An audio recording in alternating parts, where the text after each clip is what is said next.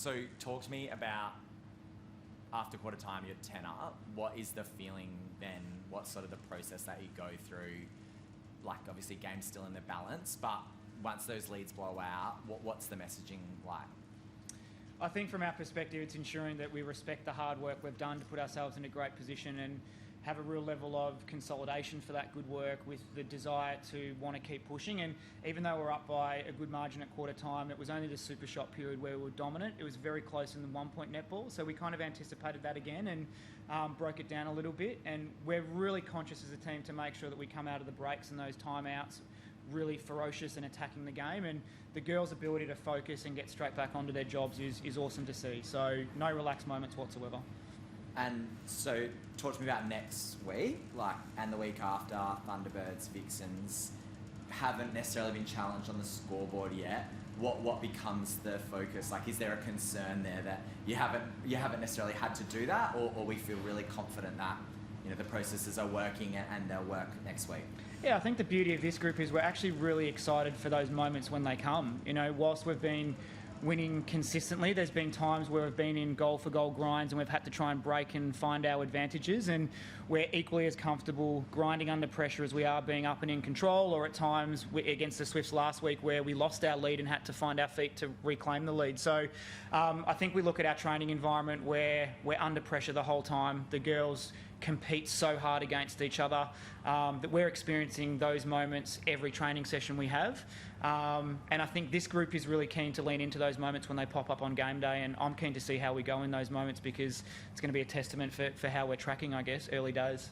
And sort of a few players that got some more court time today than we see. Obviously, Fran Williams played nearly the whole game, but Olivia Wilkinson, Jordan Kranzberg, obviously Ruth Aryang. What did you make of their performance today?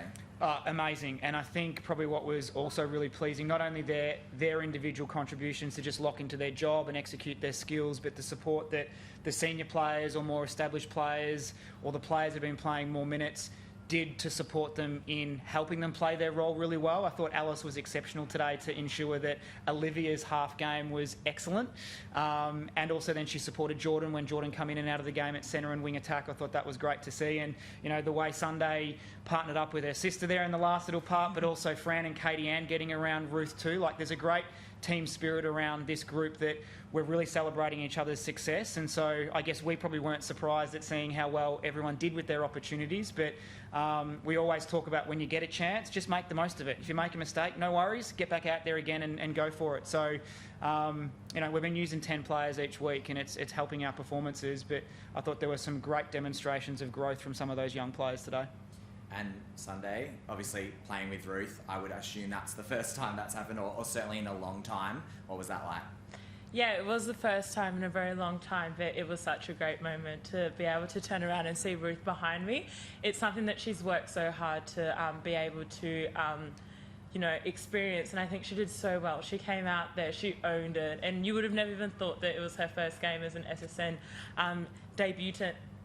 That's it. Thanks, Dan. But she absolutely killed it out there. It's just so nice to see how well she did. And a different role for you tonight, starting wing defence, played the vast majority of the game there. Obviously, we see you do that a bit at Diamonds, but different structurally for you. How did it feel? Is it something that you're really looking at going forward? Obviously, Fran had a great game, so is it just strings to your bow? Yeah, it's something that I would really love to, get out there and do a bit more throughout the season. I think that is probably my second position, so it's nice to actually get that chance to work out there, see how I do, get used to that position. So yeah, it's something that I would hope to see in the future. Dan, you did roll through the combinations tonight, and I did look seamless for the most part. Is it partly about resting legs for a couple of big games coming up? Is it partly just to see how they performed? Yeah, look, I think a little bit of everything in a game like that where the score does blow out, even though we're not necessarily watching the score or the margin, we're really concentrated on the quality of what we're doing out on that court. So I think more importantly, we're only round 5 in the competition. There were some players that probably needed more minutes to really not necessarily grow in confidence, but put into practice all the hard lessons they were learning in the training environment or what they were taking from game to game to keep improving their skills. So we just want to make sure that we've got 10 players that have had hardened match experience against different oppositions and different styles of players, so that when we do get to the back end of the season, everyone's got that lived experience under their belt to know that they're good to go in those moments. So today was really valuable for that, as much as it was around winning 4 quarters and taking the points as well. And you chose to activate your 11th player today. Great to see Ruth out on the court. But just tell us about that decision and how Kelsey's going. Yeah, Kelsey's tracking really well. Obviously, it was a really quick turnaround from Sunday's game into tonight's game, and we've been on the road for 3 of our first 4 matches, and obviously soft tissue injuries. It's not great, all the flying and a bit of swelling and that type of stuff. So she'll be back out on court next week, ready to go hopefully for our next couple of games. But you know, the beauty of the 11th player, I'd love to have 11 players on the bench and grow our squad sizes so we can kind of manage loads a little bit easier without having to put people in and out of the team. But you know, the way Ruth kind of slotted in and the way the girls got around her today, it was a great opportunity for Ruth. And you know, everything you get in our environment is earned, and Ruth has earned it from day one of pre-season. So it was great to have that moment and know that our 11 is really strong and really deep. And Sunday, you're having a stellar season. Where's this come from? I mean, you've always been an outstanding player, but you've really taken your game to a next level this season.